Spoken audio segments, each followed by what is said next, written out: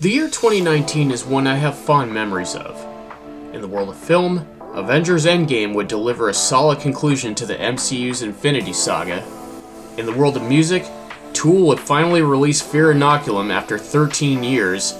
Meanwhile, in the world of gaming, Sony and Microsoft would begin to prepare for the 9th generation of consoles. Join us now as we look back at the year in gaming that was 2019. The Untitled Goose Game would oddly enough be a 2-time Game of the Year winner.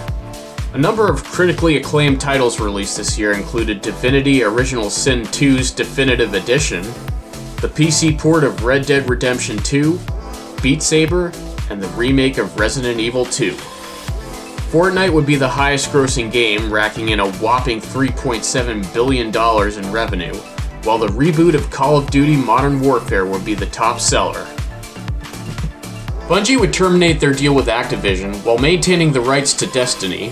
Services of the Wii Shop on the Wii would be discontinued by Nintendo.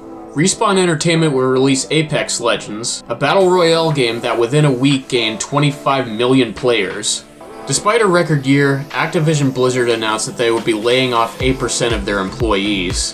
THQ Nordic would acquire Warhorse Studios. Google would reveal Stadia, their streaming gaming service. EA would let go 4% of its workforce. Doug Bowser would become president and CEO of Nintendo of America. Epic Games would acquire Psyonix, the developer of Rocket League. Microsoft releases the all-digital edition of the Xbox One S that lacks an optical drive for a lower price. 2 Point Studios, the creator of 2 Point Hospital, would be acquired by Sega. Double Fine, the developer of Psychonauts, would be acquired by Microsoft. Kasserai would retire from Sony after 35 years. The inaugural Fortnite World Cup would be held in New York City. Insomniac Games would be acquired by Worldwide Studios for $229 million. The Apple Arcade game subscription service would launch. The San Francisco Shock would win the Overwatch League Championship. EA announced that they would begin to publish games again for Valve's Steam service after 8 years. Sony announced that Hermen Hulst would become the new head of Worldwide Studios, while Shuhei Yoshida became the head of Independent Developer Initiative at PlayStation.